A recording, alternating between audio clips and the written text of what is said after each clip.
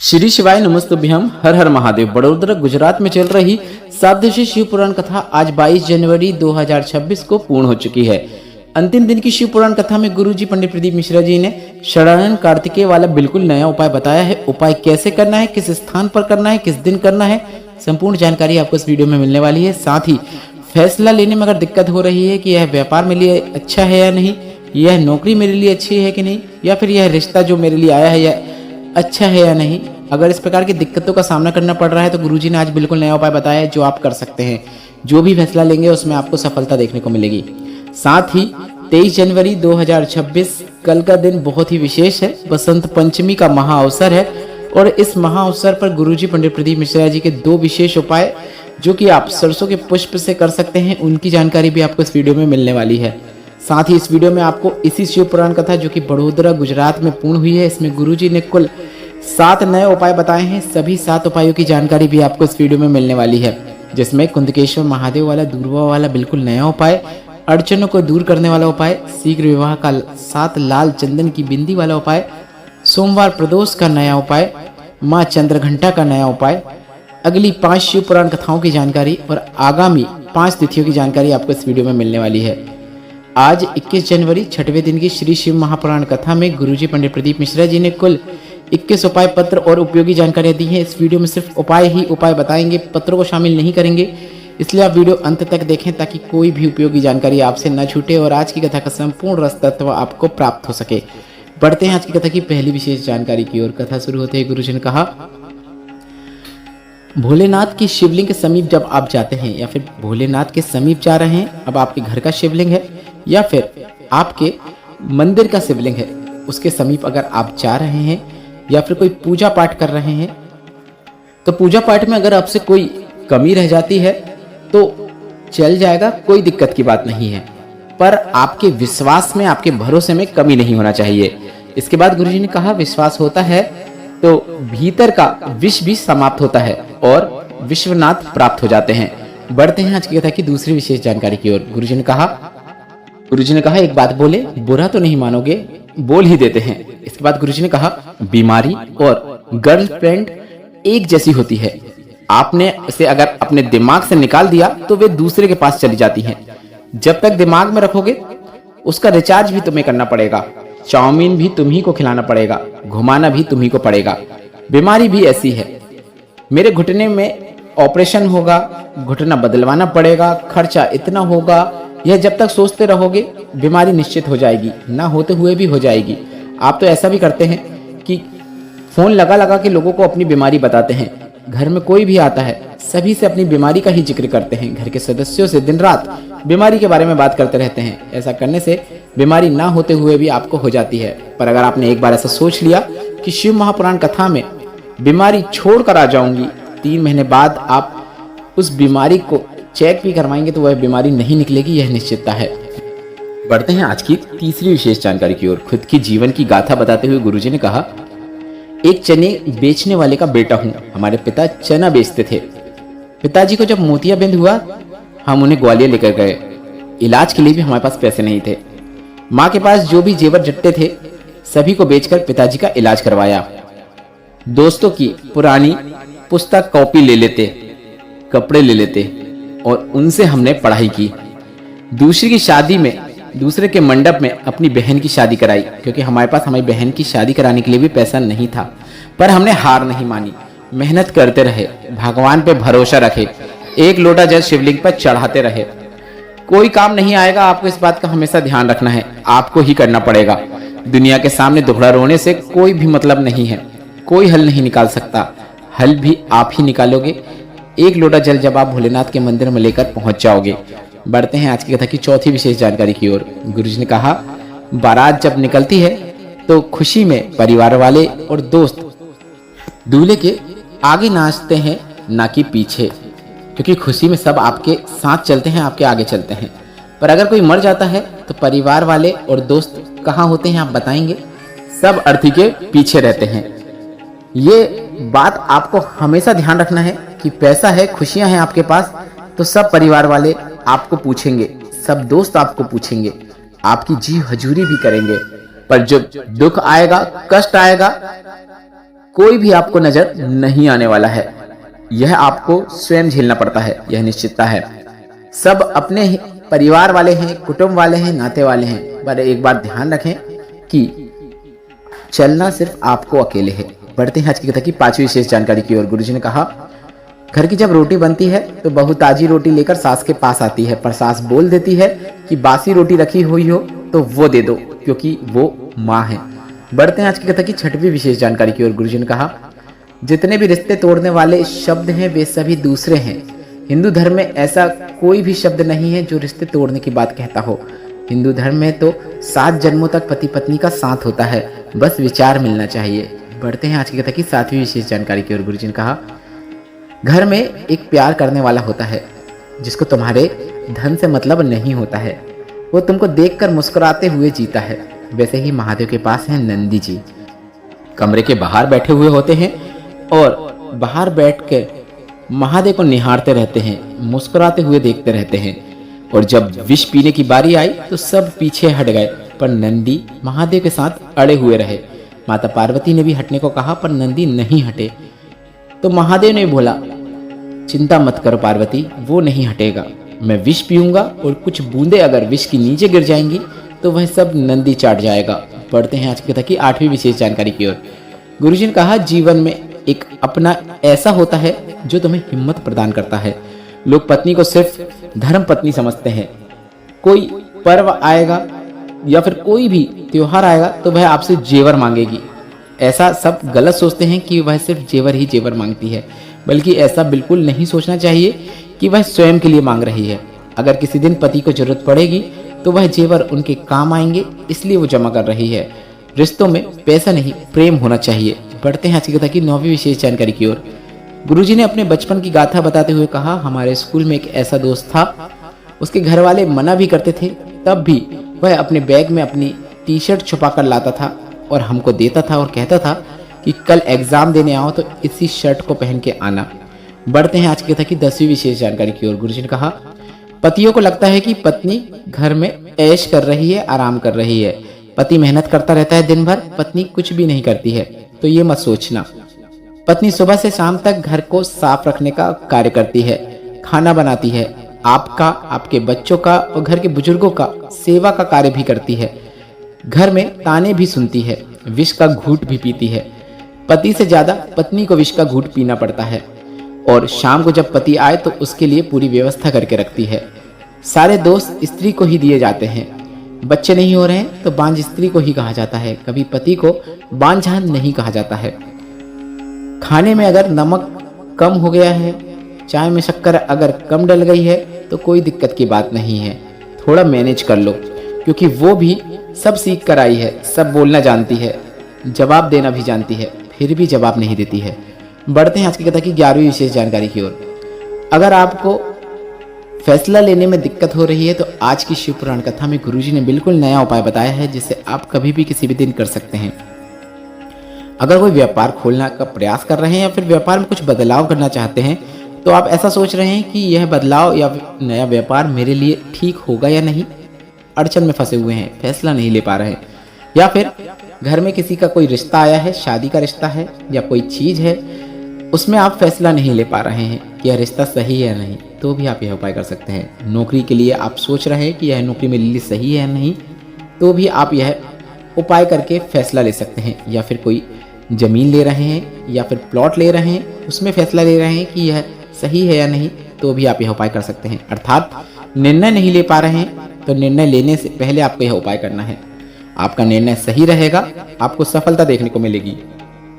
भोलेनाथ के मंदिर में शरण कार्तिकेय भगवान जो होते हैं, 6 मुख वाले शरण कार्तिकेय भगवान के सामने आपको जाकर खड़े हो जाना है। सामने से आपको 3 ही मुख दिखाई देंगे, 3 मुख पीछे होते हैं। इसके बाद आपको 4 सफेद पुष्प, कोई से भी सफेद पुष्प ले सकते हैं। 4 सफेद पुष्प लेना है, 4 चावल के दाने लेना है। शरण कार्तिकेय भगवान के सामने सभी चीजों को श्री शिवाय नमस्तुभ्यम या नमः शिवाय या फिर ओम नमः शिवाय बोलते हुए आपको अर्पित कर देना है। बस इसके बाद जो निर्णय लोगे उसी में आपको उन्नति देखने को मिलेगी, सफलता देखने को मिलेगी। निर्णय गलत नहीं हो सकता, यह निश्चितता है। यह आज की शिवपुराण कथा का गुरुजी का बताया बिल्कुल नया उपाय था। हम प्रयास करेंगे कि आपको आज की शिवपुराण कथा में और इस सात देशी शिव पुराण कथा में गुरुजी ने जितने भी नए उपाय बताए हैं, कल एक वीडियो आएगा जिसमें सभी उपाय हम आपको वीडियो के माध्यम से भी करके बताएंगे। चैनल को सब्सक्राइब कर लीजिएगा ताकि वह वीडियो भी आप तक पहुंच सके। काफी सरल आसान उपाय था। निर्णय लेने में आप असमंजस हो रहा है या फिर दिक्कत हो रही है तो यह उपाय करेंगे, आपको सफलता देखने को मिलेगी। निर्णय आपका गलत नहीं होगा। अब कल है 23 जनवरी 2026, बसंत पंचमी का विशेष अवसर है और इस विशेष अवसर पर गुरुजी पंडित प्रदीप मिश्रा जी के 2 ऐसे उपाय जो आप सुबह से लेकर शाम तक कभी भी कर सकते हैं, उसकी जानकारी अब हम आपको दे रहे हैं।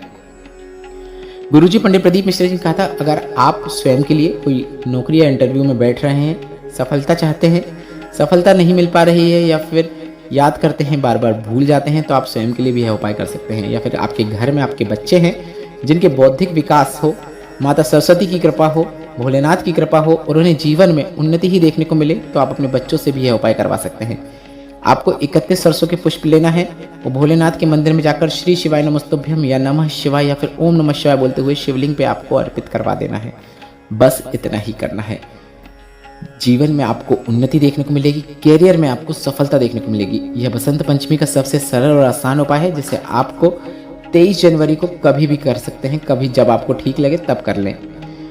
बढ़ते हैं अगले उपाय की ओर, जो कि आप इस बसंत पंचमी के विशेष अवसर पर कर सकते हैं। 108 सरसों के पुष्प लेना है और घर का ऐसा सदस्य या फिर आपके आसपास ऐसा कोई सदस्य है जो बहुत बीमार रहता है, दवाइयाँ कार्य नहीं कर रही हैं, तो डॉक्टर के इलाज के साथ साथ आपको यह उपाय करना है। 108 सरसों के पुष्प उसके हाथ से शिवलिंग पर कुंदकेश्वर महादेव का नाम लेते हुए अर्पित करवा देना है। स्वयं कर ले तो काफ़ी अच्छी बात है, अन्यथा आप भी उसके निमित्त कर सकते हैं। अगर वह अस्पताल में भर्ती है तो आप उसके निमित्त यह उपाय कर सकते हैं। 108 सरसों के पुष्प आप श्री शिवाय नमस्तुभ्यम बोलते हुए, उसका नाम और गोत्र बोलते हुए, कुंदकेश्वर महादेव का नाम स्मरण करते हुए शिवलिंग पर अर्पित कर देंगे। बसंत पंचमी के दिन करेंगे, लाभ जरूर देखने को मिलेगा। बढ़ते हैं आज की कथा की 12वीं विशेष जानकारी की ओर। इसी शिव पुराण कथा में गुरुजी ने बिल्कुल नए उपाय की जानकारी दी है। अगर जीवन में अड़चने आ रही हैं, परेशानियां आ रही हैं, समस्या का कोई हल नजर नहीं आ रहा है, तो आपको एक दूर्वा लेनी है और भोलेनाथ के मंदिर में जाकर शिवलिंग पर आपको इसको अर्पित कर देना है। अड़चने भी दूर हो जाती हैं। कुंदकेश्वर महादेव का नाम लेकर आपको यह उपाय करना है, इस बात का आपको ध्यान रखना है। बढ़ते हैं 13वीं विशेष जानकारी की ओर। इसी शिव पुराण कथा में गुरुजी ने एक सरल और आसान उपाय बताया था। एक कनेर का पुष्प एक दूर्वा वाला उपाय है।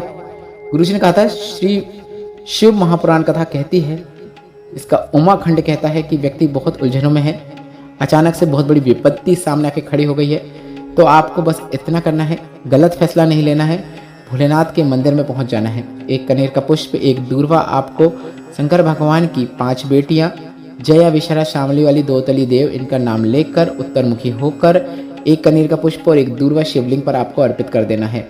1 लोटे का जल धीरे धीरे इन्हीं दोनों के ऊपर, मतलब दूर्वा और कनेर के पुष्प के ऊपर अर्पित कर देना है। बस इतना ही करना है।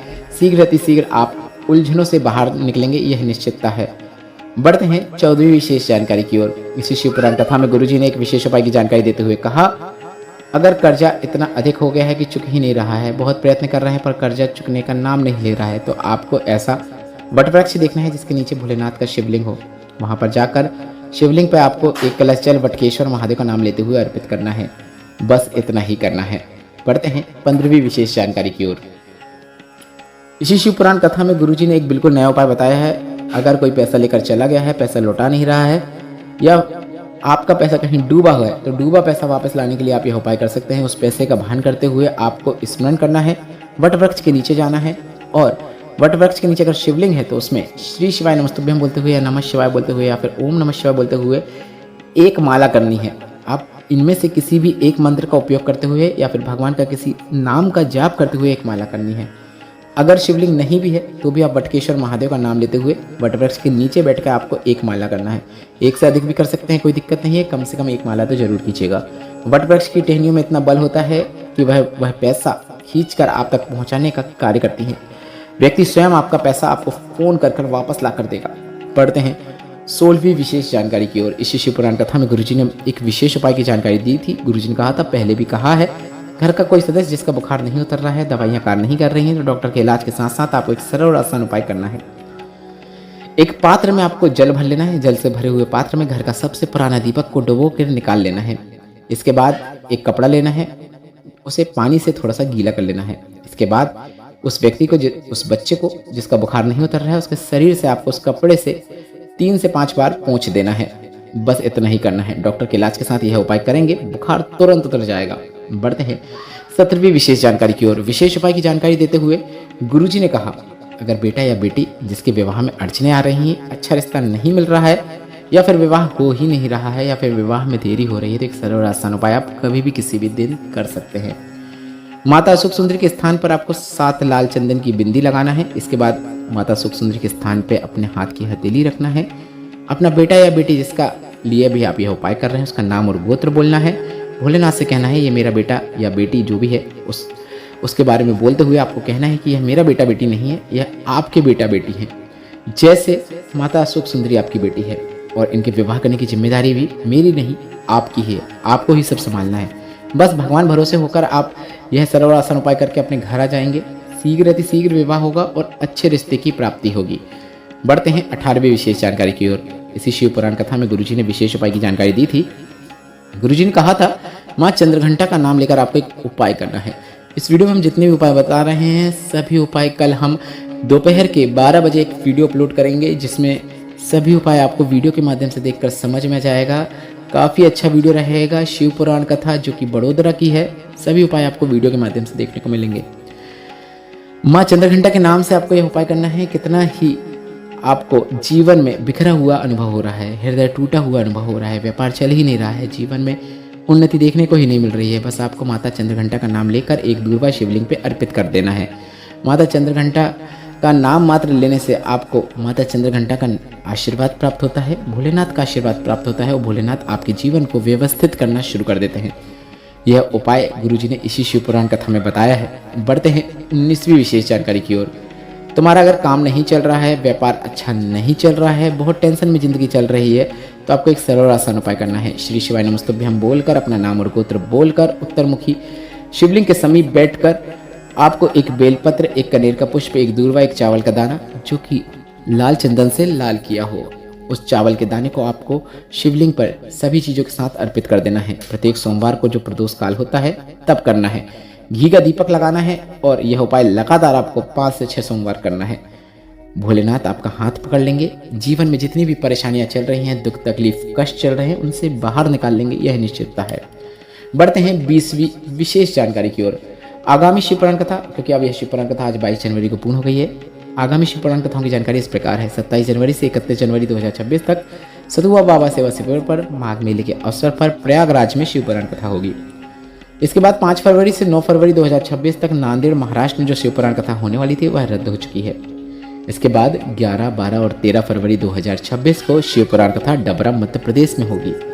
इसके बाद 14 फरवरी से 20 फरवरी 2026 तक रुद्राक्ष महोत्सव सीहोर कोबरसो धाम में होगा। रुद्राक्ष महोत्सव के साथ साथ शिव पुराण कथा भी होगी।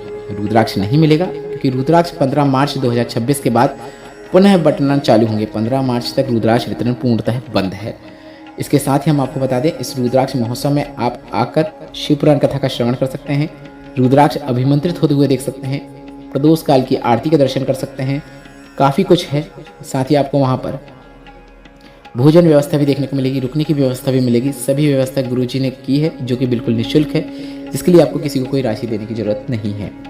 बढ़ते हैं 21वीं अंतिम विशेष जानकारी की ओर। आगामी जो तिथियां हैं इस सप्ताह बहुत ही विशेष तिथियां हैं जिन्हें आप ध्यान से सुन लीजिएगा।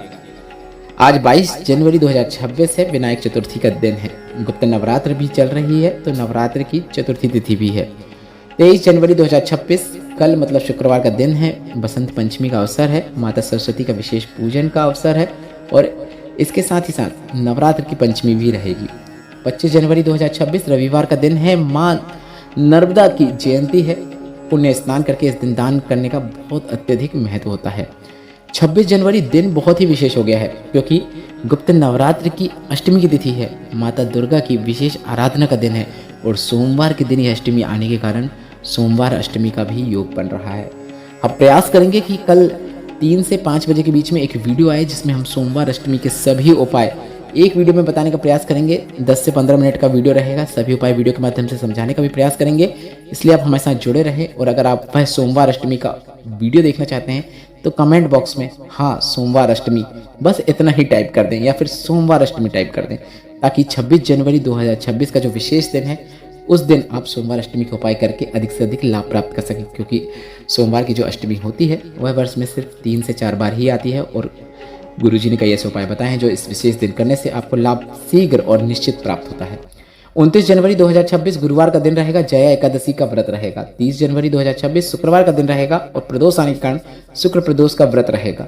इस वीडियो में बताई गई जानकारी से संबंधित जितने भी आपके प्रश्न हैं वे सभी प्रश्न आप कमेंट बॉक्स के जरिए पूछ सकते हैं। मेरे द्वारा दी गई जानकारी अगर आपको थोड़ी सी भी उपयोगी लगी है तो इस वीडियो को लाइक करें, कमेंट बॉक्स में श्री शिवाय नमस्तुभ्यम या फिर हर हर महादेव जरूर टाइप करें। श्री शिवाय नमस्तुभ्यम, हर हर महादेव।